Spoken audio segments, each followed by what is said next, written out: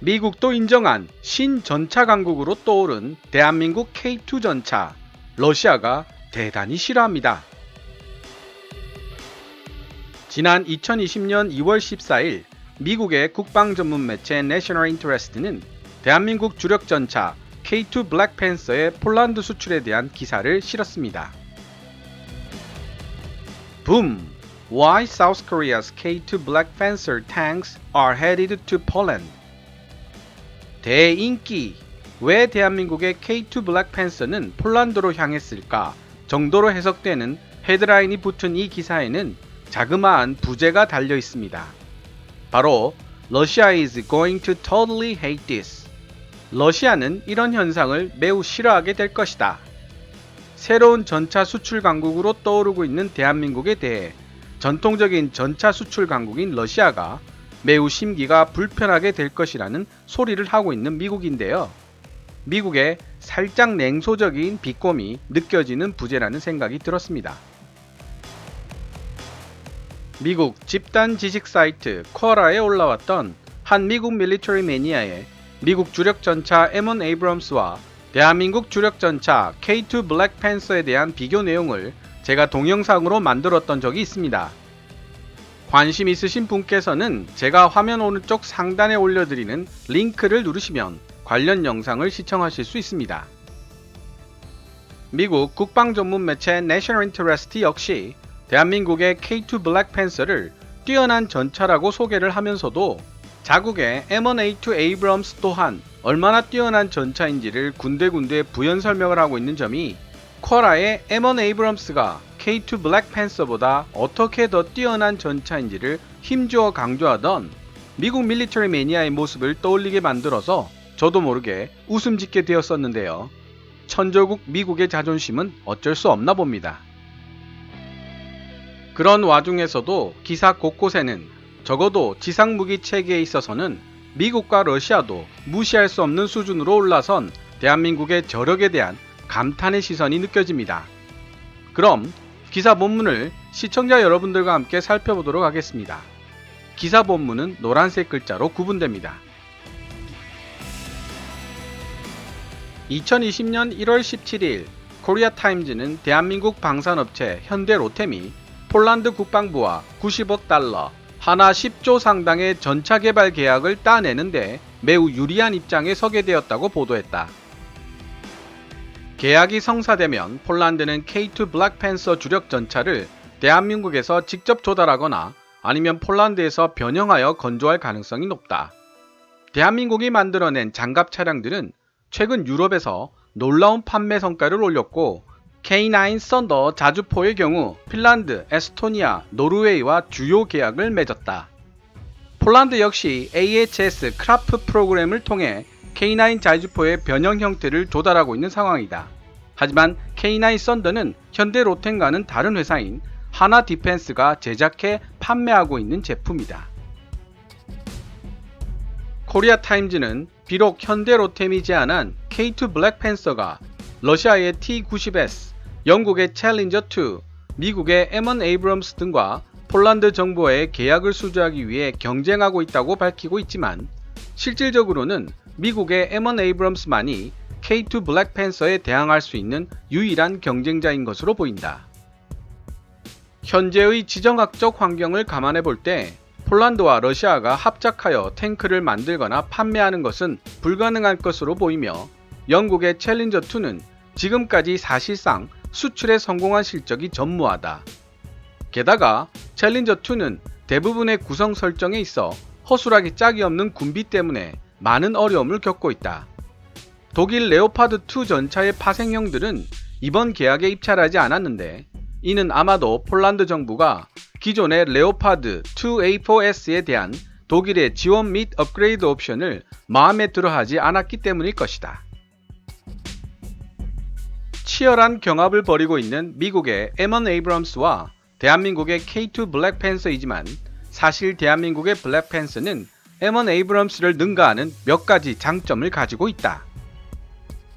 대한민국은 전차를 만들어낼 때 최첨단 기술을 더 많이 적용하려는 경향이 있다.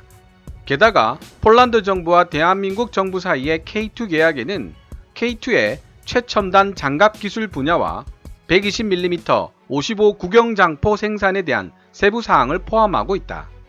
그뿐 아니라 적 전차의 장갑을 관통하는 최첨단 관통탄인 K279 날개 안정 분리 철갑탄 같은 첨단 포탄의 생산 기술 등이 포함될 가능성도 있다.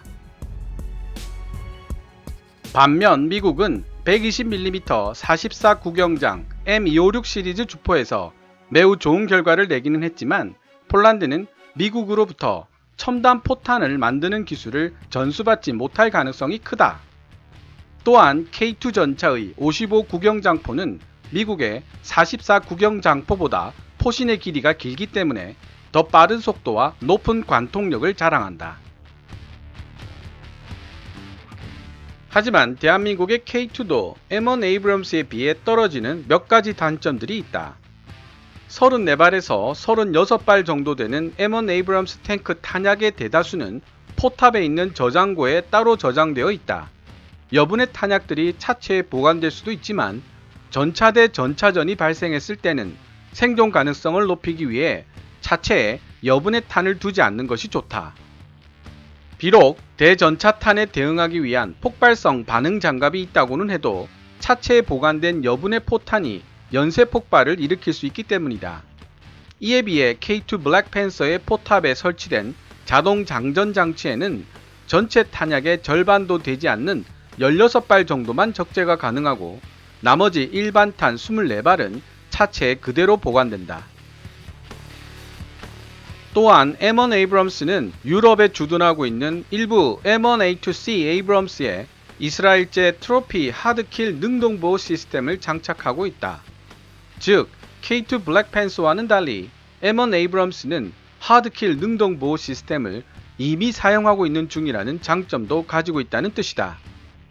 전투기의 A4 레이더가 방해 전파를 통해 유도미사일 교란 장치 역할을 할 수 있는 것처럼 전차의 레이더 성능이 우수한 경우 대전차 유도미사일이 접근하는 것을 미리 감지하고 유도장치를 교란시키는 방해 전파를 뿌리는 것이 가능합니다.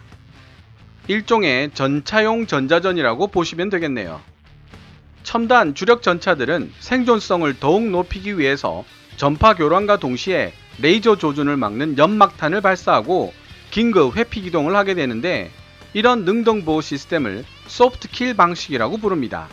이에 비해 하드킬 방식은 날아오는 미사일 자체를 직접 타격하여 폭파시키는 방식을 뜻합니다. K2 블랙팬서도 원래 하드킬 방식을 채용할 예정이었으나 폭발로 인해 주변의 아군 보병이 피해를 입을 수도 있고 소프트킬 방식과 함께 사용할 때 발생하는 문제점을 해결하기 위한 연구 중에 있으며 현재는 소프트킬 방식만 사용하고 있습니다. 게다가 하드킬 방식을 채택하게 되면 전차 생산 비용이 급증하게 된다는 문제도 있습니다.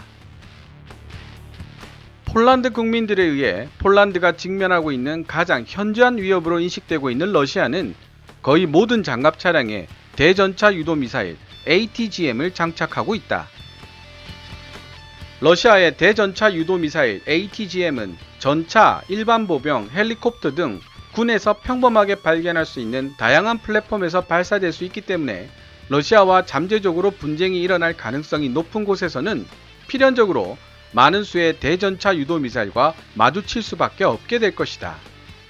이러한 전장 환경에서 전차의 능동 보호 시스템은 생존 가능성을 높이는 데 매우 핵심적 요소임을 입증할 것으로 보인다.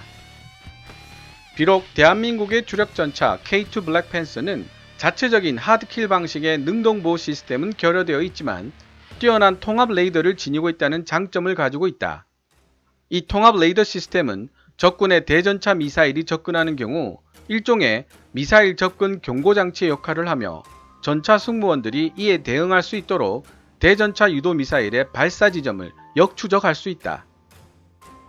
그러나 폴란드는 비용을 절감하기 위해 대한민국이 개발한 소프트킬 능동보호 시스템 옵션을 빼고 자체적으로 개발한 소프트킬 시스템을 통합하여 K2 블랙팬서를 구입할 수도 있다. 그럼에도 불구하고 세계 방산 수출 시장에서 K2가 뛰어난 경쟁력을 보이고 있는 현상은 대한민국 방위 산업에 있어 매우 좋은 징조다. 대한민국에서 생산된 장갑 차량들은 전 세계 거의 모든 주요 장갑차 조달 사업에서 경쟁하고 있다. K2 블랙팬서가 폴란드 계약을 따냈다는 사실은 세계적인 거대 기업들이 경쟁하고 있는 주력 전차 수출 시장에서 대한민국의 입지를 더욱더 굳힐 수 있는 계기가 될 것으로 보인다. 지금까지 지난 2020년 2월 14일 미국의 국방 전문 매체 내셔널 인터레스트가 게재했던 대한민국 주력 전차 K2 블랙팬서의 폴란드 수출에 대한 기사를 번역해 보았습니다. 저처럼 여러분들도 대한민국 방산산업의 발전에 대해 미국이 경탄스러워하는 기색을 느끼셨는지는 알 수 없습니다만 세계 최강의 전투력을 지닌 전투국가인 미국의 군사 전문가가 우리가 만든 전차를 그들이 보유한 최고의 전차와 비교하는 기사를 냈다는 사실 자체가 중요하다고 저는 생각하고 있습니다. 앞으로 번역을 준비하는 외신들 중에는 한미 미사일 지침에 관한 내용도 있습니다.